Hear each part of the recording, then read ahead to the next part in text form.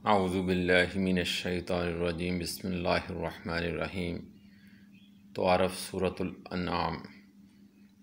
ये सूरत मक्का में उतरी है। हज़रत इब्ने अब्बास फरमाते हैं ये पूरी सूरा एक ही मरतबा एक साथ ही एक ही रात में मक्का शरीफ में नाज़िल हुई, जबकि दूसरी बहुत सारी रवायत में भी है कि 5 आयात के अलावा ये सारी सूरा मक्का शरीफ में नाज़िल हुई और 5 आयात मदीना मुनव्वरा में।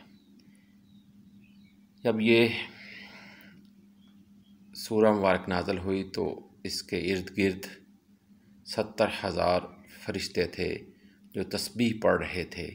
एक रवायत में है कि उस वक़्त नबी करीम सल्लल्लाहु अलैहि वसल्लम कहीं जा रहे थे, फरिश्तों की कसरत ज़मीन से आसमान तक थी। ये 70,000 फरिश्ते इस सूरा के पहुँचाने के लिए आए थे। मुस्तदरक हाकिम में है कि इस सूरा के नाज़िल होने पर रसूलुल्लाह सल्लल्लाहु अलैहि वसल्लम ने फरमाया, इस मुबारक सूरा को पहचानने के लिए इस कदर फरिश्ते आए थे कि आसमान के किनारे दिखाई नहीं देते थे। सुबहानल्लाहि व बिहम्दिही सुबहानल्लाहिल अज़ीम। इब्ने मरदूया में ये भी है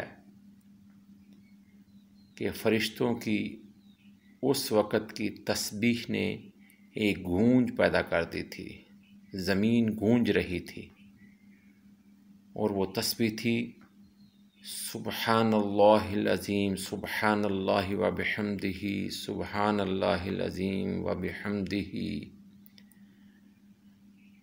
और रसूलुल्लाह सल्लल्लाहु अलैहि वसल्लम भी सुबहानल्लाहिल अज़ीम सुबहानल्लाहिल अज़ीम सुबहानल्लाहिल अज़ीम सुबहानल्लाहिल अज़ीम पढ़ रहे थे। सुबहानल्लाहिल अज़ीम।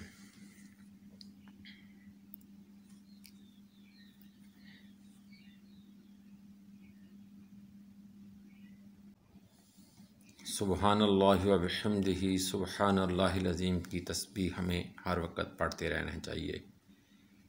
ये मीज़ान में बहुत भारी है और इंसान के हक़ में बेहतर है। इब्ने मरदूया की एक मरफ़ू हदीस में है कि मुझ पर सूरतुल इनाम यानी कि नबी करीम सल्लल्लाहु अलैहि वसल्लम ने फरमाया, मुझ पर सूरत इनाम एक ही दफ़ा में उतरी। इसके साथ 70,000 फरिश्ते थे जो तस्बीह व हम्द बयान कर रहे थे। इस सूरा का नाम अल अनआम है।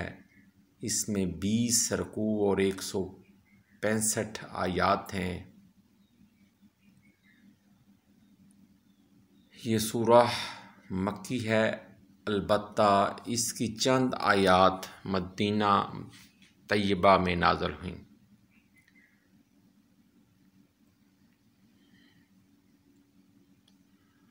और रसूलुल्लाह सल्लल्लाहु अलैहि वसल्लम ने इन आयतों को इस सूरा में अपने अपने मकाम पर लिखवा दिया।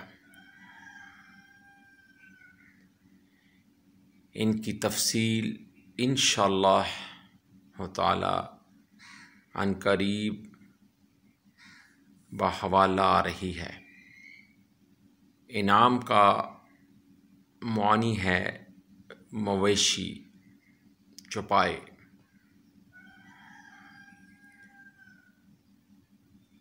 इस सूरा का नाम अल अनआम इसलिए रखा गया कि इस सूरा में उन मुशरिकीन का रद्द किया गया है जिन्होंने अज़हुद मवेशियों को हलाल कर लिया था और चंद मवेशियों को हराम कर लिया था। यानी अपनी ही